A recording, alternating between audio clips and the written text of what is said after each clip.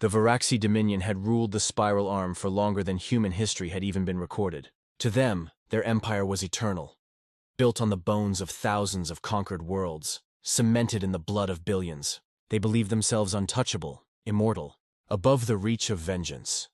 When their war fleets came upon New Carthage, a thriving human colony nestled between two silver suns, they did not announce themselves with diplomacy or reason. They descended like carrion birds. The colony had been unarmed. Its greatest pride was its library of preserved Earth literature, its fields of glass dome farms, its academy where children laughed under artificial skies. The Varaxi didn't see children. They saw vermin multiplying. Their flagship broadcast its judgment across the planetary network, a booming voice in a dozen tongues. By decree of the Immortal Dominion, this infestation ends. Your kind breeds too quickly. You are a contagion. Be honored to perish beneath our fire. You will not be remembered. The orbital bombardment that followed turned cities into oceans of molten glass. Millions screamed, but the Varaxi fleet moved on before the echoes faded. New Carthage was gone, its memory reduced to a smear of ash. The Varaxi laughed. The arrogance of immortals. The Dominion convened its High Council days later, their crystalline halls glittering with the arrogance of untouchable victors. They celebrated not just the erasure of a human colony, but what they believed was the breaking of humanity's spirit. To them, Earth was a young world, too new to empire, too fragile to wage war against immortals. They remembered the Terrans as the species who spoke of peace in the council chambers of galactic treaties, who restrained their fury even when insulted. They bark. One Varaxi lord sneered. But they never bite. They are shackled by their own morality, another added, wings curling in disdain. They speak of laws, of fairness. They think justice matters in war. Pathetic. Across the Dominion's core worlds, their news broadcasts painted the humans as weak prey. The destruction of New Carthage was hailed as an example, proof that the Dominion's supremacy was eternal, unshakable. In taverns and military academies, soldiers laughed at the very idea of human vengeance. Let them whimper, they said. Let them hold their funerals and write their poems. They lacked the steel to strike back. They believed humanity had swallowed its grief, that Earth would submit, that the silence meant surrender. They could not have been more wrong. The silence before the storm. The silence was not surrender. It was preparation. In the weeks following New Carthage's annihilation, no human envoy stepped forward. No message of outrage was broadcast. Earth's colonies did not cry for war in public. There were no grand speeches, no threats hurled across the stars, only silence. But in that silence, fleets stirred. Old shipyards, once reserved for exploration craft and trade vessels, were retooled overnight. Factories on Luna thundered with production, forges belching out weapons forbidden under treaties humanity had long abided. From the asteroid belts came whispers of mobilization. Dreadnoughts the size of cities, cloaked carriers with hulls blacker than the void, ships whose designs had been shelved for centuries, now reborn with only one purpose. The Dominion thought Earth's silence meant fear. In truth, it was the deep breath before war. Across the galactic net, alien races watched nervously. Messages were intercepted, rumors spreading. The humans are moving fleets. Something stirs in Sol, a shadow larger than anything seen before. There's silence. It is not peace. It is a promise. The galaxy began to understand far too late that retaliation was inevitable. The awakening of Earth's wrath when the storm broke, it did not begin with words.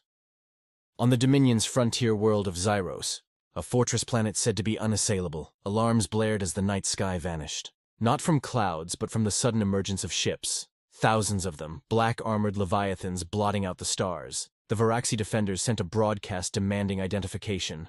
The only response was a single human transmission, carried on every frequency, cold and merciless. This is Earth's answer. Then the bombardment began. Human kinetic strikes rained down like iron meteors, tearing apart defensive shields that had stood for millennia. Varaxi strongholds, carved into mountains of crystal and iron, shattered under the precision of railgun fire and orbital bombardments. Their immortal walls cracked like glass.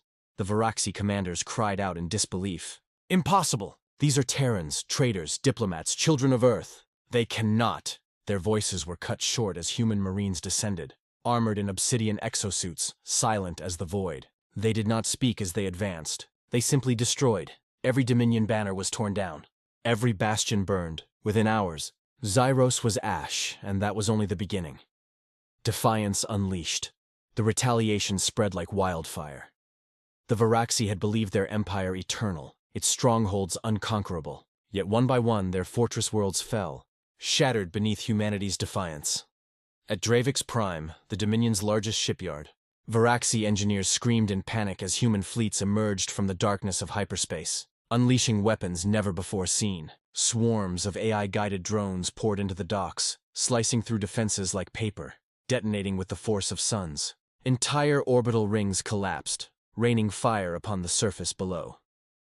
At the fortress of Kalthar, a citadel said to be the immortal heart of the Dominion, the humans did the unthinkable. They breached its planetary shields, not with brute force, but with precision strikes that pierced its energy lattice, unraveling its defenses in minutes. When the walls fell, human war machines thundered through the ruins, unstoppable juggernauts that reduced crystal spires to rubble. Everywhere they struck, the message was the same: humanity would not be broken. The galaxy watched in awe and terror as fleets of Terran steel erased millennia of Dominion supremacy in mere weeks. Empires whispered to one another, "The humans are not fighting for territory. They are not fighting for conquest. They are fighting for retribution. And retribution is a fire no empire can withstand." The fall of Immortals. The Dominion gathered its greatest fleet, an armada said to be the largest ever assembled, a wall of ships stretching across light minutes, their commanders certain they would finally crush this human defiance. They called it the Immortal Phalanx. When Earth's fleets arrived, the stars themselves seemed to vanish. Terran dreadnoughts, armored in silence, slid into formation like blades unsheathed. Behind them came carriers releasing wave after wave of war machines, drones, bombers, hunter-killer frigates. The battle began with a silence so deep that even the galaxy seemed to hold its breath. Then the humans struck. The Immortal Phalanx crumbled.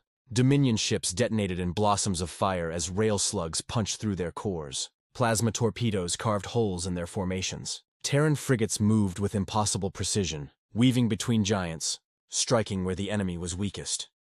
The Varaxi commanders screamed disbelief as their immortal fleet disintegrated. Hours later, silence returned. But this time, it was the silence of a dead armada drifting in the void. The Dominion's stronghold had been shattered, their empire of 1,000 years broken in less than a season. By human hands, the aftermath of vengeance. When the fires finally dimmed, when the Dominion's banners had been ground into ash, only whispers remained. The Varaxi survivors, once arrogant rulers of the stars, spoke in hushed tones of the Terrans, of the silence that preceded their fury, of the storm that followed. Never again did they speak of human weakness. Never again did they mock Earth's restraint. Across the galaxy, empires trembled. Ambassadors whispered warnings to their rulers. Do not provoke Earth. Their patience is vast, but their vengeance is infinite. And in the ruins of the Dominion, among the shattered strongholds once thought immortal, humanity left no banners, no boasts, no monuments. Only silence, because Earth did not need to proclaim victory. Their defiance had spoken louder than any war cry, and it had shattered the walls of immortal strongholds forever.